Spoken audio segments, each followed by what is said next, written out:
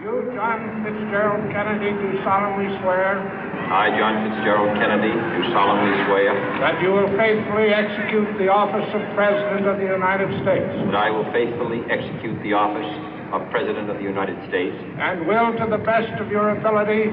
And will, to the best of my ability. Preserve, protect, and defend the Constitution of the United States. Preserve, protect, and defend the Constitution of the United States. So help you God. So help me God.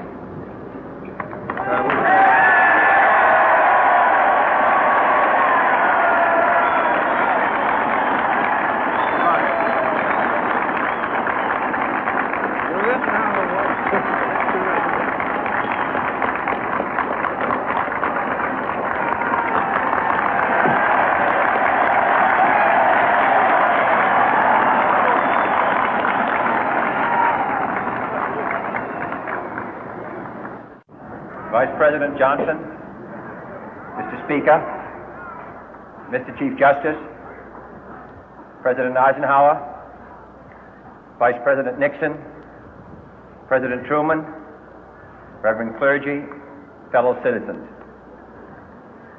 We observe today not a victory of party, but a celebration of freedom, symbolizing an end as well as a beginning, signifying renewal as well as change.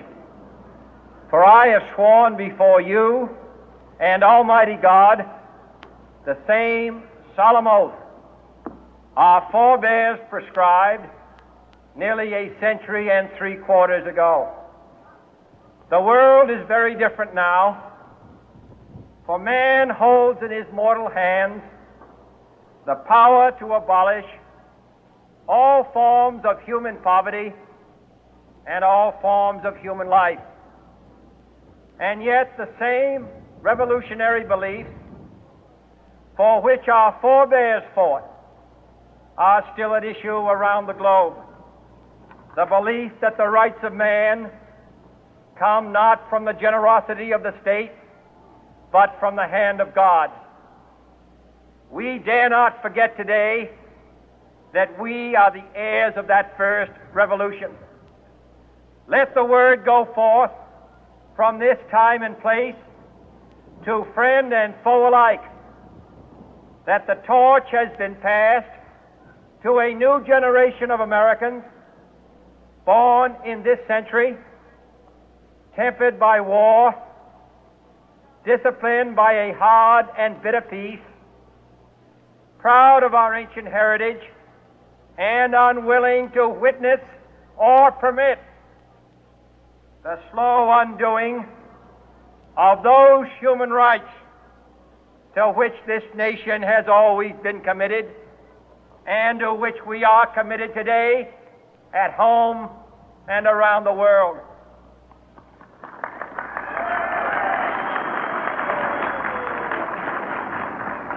Let every nation know, whether it wishes us well or ill, that we shall pay any price, bear any burden, meet any hardship, support any friend, oppose any foe to assure the survival and the success of liberty.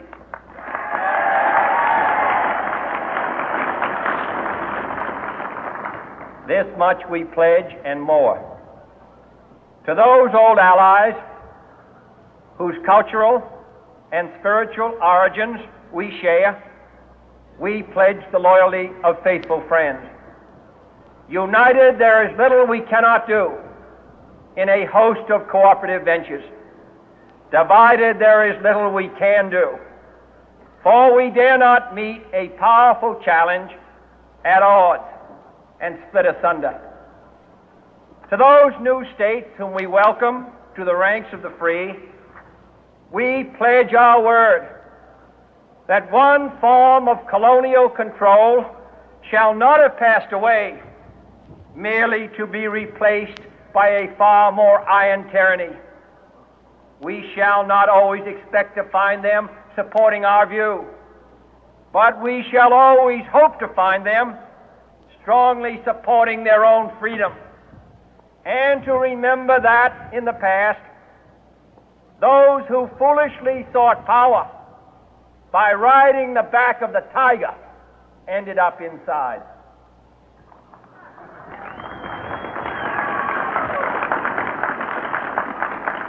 To those people in the huts and villages of half the globe struggling to break the bonds of mass misery, we pledge our best efforts to help them help themselves for whatever period is required, not because the communists may be doing it, not because we seek their votes, but because it is right. If a free society cannot help the many who are poor, it cannot save the few who are rich.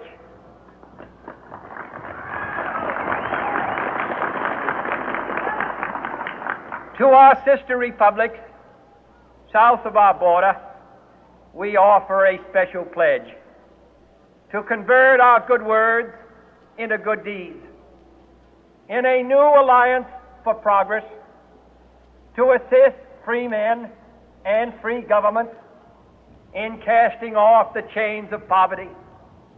But this peaceful revolution of hope cannot become the prey of hostile powers.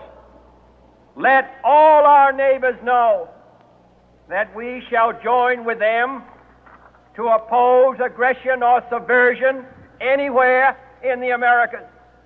And let every other power know that this hemisphere intends to remain the master of its own house.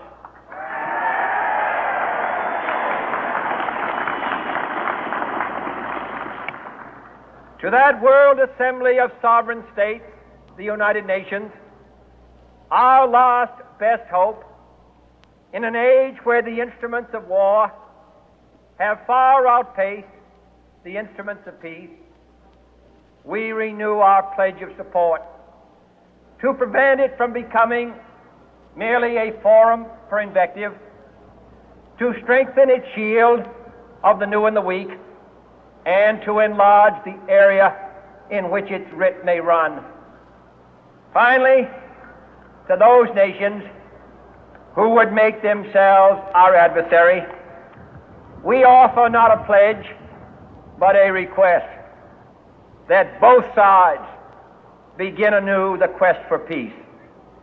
Before the dark powers of destruction, unleashed by science, engulf all humanity in planned or accidental self-destruction, we dare not tempt them with weakness, for only when our arms are sufficient beyond doubt can we be certain beyond doubt that they will never be employed.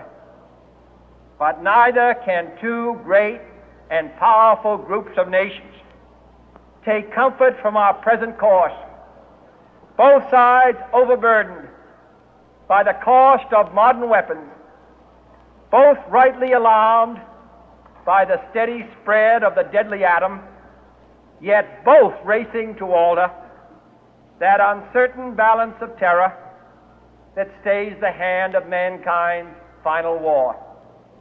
So let us begin anew, remembering on both sides that civility is not a sign of weakness, and sincerity is always subject to proof. Let us never negotiate out of fear, but let us never fear to negotiate.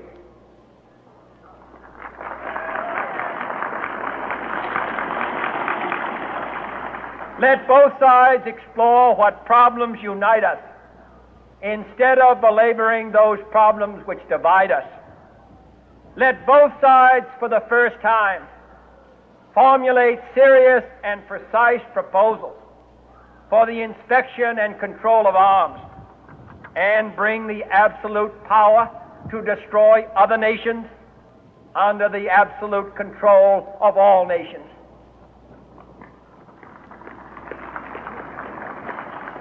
Let both sides seek to invoke the wonders of science instead of its terrors. Together, let us explore the stars, conquer the deserts, eradicate disease, tap the ocean depth, and encourage the arts and commerce. Let both sides unite to heed in all corners of the earth the command of Isaiah to undo the heavy burden and let the oppressed go free.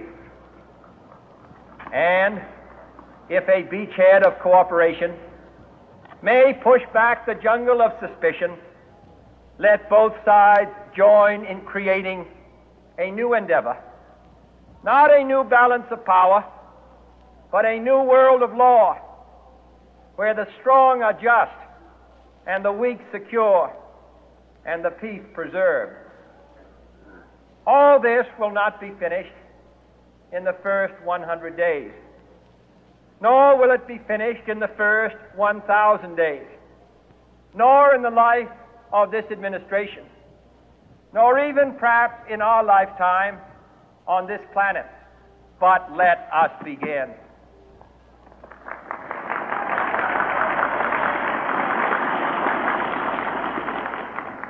In your hands, my fellow citizens, more than mine, will rest the final success or failure of our course. Since this country was founded, each generation of Americans has been summoned to give testimony to its national loyalty. The graves of young Americans who answered the call to service surround the globe. Now the trumpet summons us again, not as a call to bear arms, though arms we need, not as a call to battle, though in battle we are, but a call to bear the burden of a long twilight struggle, year in and year out, rejoicing in hope, patient in tribulation, a struggle against the common enemies of man, tyranny, poverty, disease, and war itself.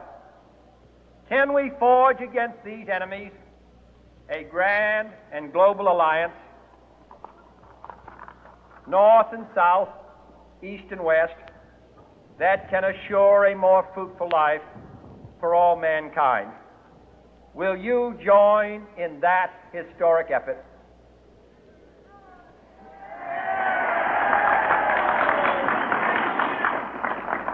In the long history of the world, only a few generations have been granted the role of defending freedom in its hour of maximum danger. I do not shrink from this responsibility. I welcome it.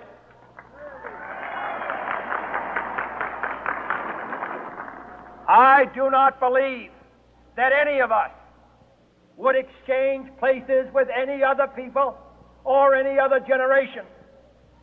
The energy, the faith, the devotion which we bring to this endeavor will light our country and all who serve it.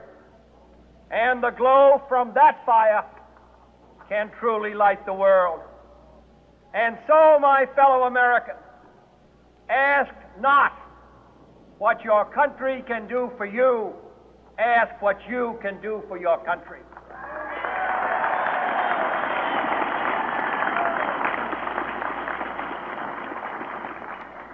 My fellow citizens of the world, ask not what America will do for you, but what together we can do for the freedom of man.